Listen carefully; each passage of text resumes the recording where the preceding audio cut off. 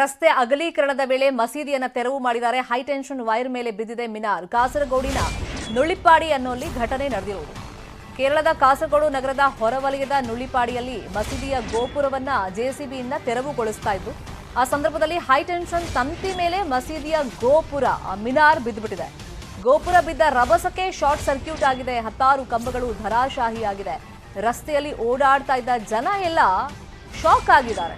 ಅದೃಷ್ಟವಶಾತ್ ಯಾವುದೇ ಪ್ರಾಣಾಪಾಯ ಅಲ್ಲಿ ಸಂಭವಿಸಿಲ್ಲ. ಬಳಿಕ ಕಂಬಗಳನ್ನು ಸಿಬ್ಬಂದಿ ತೆರವು ಮಾಡಿದ್ದಾರೆ. ಅದಾದ್ಮೇಲೆ ಸಂಚಾರ ಸುಗಮ ಆಗಿದೆ. ದೃಶ್ಯದಲ್ಲಿ ಗಮನಿಸ್ತಾ ಇದೀವಲ್ಲ, ರಸ್ತೆ ಅಗಲೀಕರಣ ಸಂದರ್ಭದಲ್ಲಿ ಮಸೀದಿಯನ್ನ ತೆರವು ಮಾಡ್ತಾ ಇದ್ರು. ಆಗ ಹೈಟೆನ್ಷನ್ ವೈರ್ ಮೇಲೆ ಮಿನಾರ್ ಬಿದ್ದುಬಿಟ್ಟಿದೆ. ಇದನ್ನ ಆಕ್ಚುಲಿ ಮೊದಲೇ ಅವ್ರು ಪ್ಲಾನ್ ಮಾಡ್ಕೋಬೇಕಾಗಿತ್ತು. ಜೆಸಿಬಿಯಿಂದ ಯಾವ ಕಡೆ ಡೈರೆಕ್ಷನ್ ಅಲ್ಲಿ ಅದನ್ನ ಉರುಳಿಸಿದ್ರೆ ಎಲ್ಲಿ ಬೀಳುತ್ತೆ ಅಂತ ಹೇಳಿ. ಬಟ್ ಈ ಕಡೆನೇ ಅದು ಬಿದ್ದುಬಿಟ್ಟಿದೆ. ಸೊ ಹಾಗಾಗಿ ಮಸೀದಿಯ ಗೋಪುರ ತೆರವು ಮಾಡ್ತಿದ್ದಾಗ ಹೈಟೆನ್ಷನ್ ತಂತಿ ಮೇಲೆ ಬೀಳ್ತಾ ಇದ್ದಂತೆ ಅಲ್ಲಿ ಶಾರ್ಟ್ ಸರ್ಕ್ಯೂಟ್ ಆಗಿದೆ. ಆ ಫೋರ್ಸ್ಗೆ ಬಿದ್ದಂಥ ರಭಸಕ್ಕೆ ಕಂಬಗಳೆಲ್ಲ ಧರಾಶಾಹಿ ಆಗಿದೆ. ದೊಡ್ಡ ಮಟ್ಟದಲ್ಲಿ ಅನಾಹುತ ಸಂಭವಿಸ್ತಾ ಇತ್ತು ಅಂತ ಕಾಣಿಸುತ್ತೆ. ಬಟ್ ಜನ ಒಂದು ಕ್ಷಣ ಶಾಕ್ ಆದರೂ ಅದೃಷ್ಟವಶಾತ್ ಅಲ್ಲಿ ಯಾವುದೇ ಪ್ರಾಣ ಹಾನಿ ಆಗಿಲ್ಲ.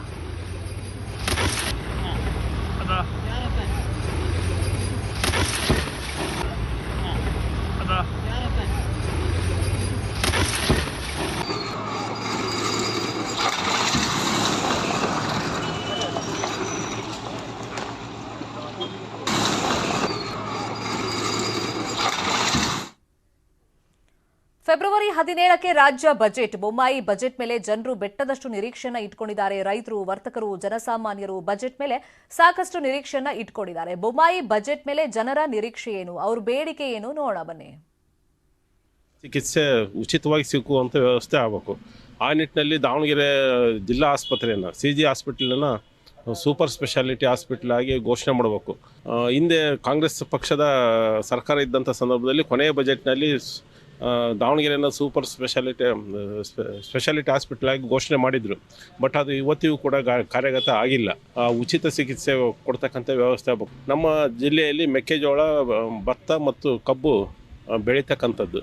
ಮೆಕ್ಕೆಜೋಳನ ಕಣಜ ಅಂತಲೇ ಕರೀತಾರೆ. ಆದರೆ ಅದನ್ನು ಕಡಿದು ಸಾಗಿಸ್ಲಿಕ್ಕೆ 1400 ರೂಪಾಯಿ, 1500 ರೂಪಾಯಿ ಆಗ್ತದೆ. ಅದು ಭಾಳ ವೆಚ್ಚ ಆಗ್ತದೆ. ರೈತರು ಇದರಿಂದ ಭಾಳ ನಷ್ಟ ಅನುಭವಿಸ್ತಿದ್ದಾರೆ. ಮಾಡಿ 5300 ಕೋಟಿಗಳನ್ನು ಕೇಂದ್ರ ಬಜೆಟ್ನಲ್ಲಿ ಮೀಸಲಿಟ್ಟಿದ್ದಾರೆ. ಸರ್ಕಾರಿ ಮೆಡಿಕಲ್ ಕಾಲೇಜನ್ನು ನೀಡಲೇಬೇಕು. ಶೋಷಿತರು ಇರ್ತಕ್ಕಂಥ ಜಿಲ್ಲೆ, ಈ ಒಂದು ಜಿಲ್ಲೆಗೆ ಸರ್ಕಾರಿ ಮೆಡಿಕಲ್ ಕಾಲೇಜ್ ನೀಡಬೇಕು. ದಾವಣಗೆರೆ ಮ್ಯಾಂಚೆಸ್ಟರ್ ಅಂತ ಹೆಸರಾಗಿತ್ತು. ಇಲ್ಲಿ ಕೈಗಾರಿಕೆಗಳನ್ನು ಹೆಚ್ಚು ಒತ್ತು ಕೊಡಬೇಕು. ಅಲ್ಲಿ ಸಾಕಷ್ಟು ಅನುದಾನ ನೀಡಬೇಕು ರೈತರಿಗೆ. ಈ ನಮ್ಮ ದಾವಣಗೆರೆ ಮಧ್ಯ ಕರ್ನಾಟಕದಲ್ಲಿ ಭತ್ತ ಬೆಳೀತಕ್ಕಂಥ ಕಣಜ ಅಂದರೆ ತಪ್ಪಾಗಲಾರ್ದು. ಭತ್ತ ಬೆಳೆದಕ್ಕೆ ಬೆಂಬಲ ಬೆಲೆಯನ್ನು ಘೋಷಣೆ ಮಾಡಬೇಕು. ಯಾಕೆಂತಂದರೆ ಖರ್ಚು ಅಷ್ಟೇ ಇರುತ್ತೆ, ಆದಾಯನೂ ಅಷ್ಟೇ ಇರುತ್ತೆ. ಈ ರೀತಿಯಲ್ಲಿ ಭತ್ತಕ್ಕೆ ಹೆಚ್ಚಿನ ಒಂದು ಬೆಂಬಲ ಬೆಲೆ ನೀಡಬೇಕಂತೇಳಿ ಈ ಮೂಲಕ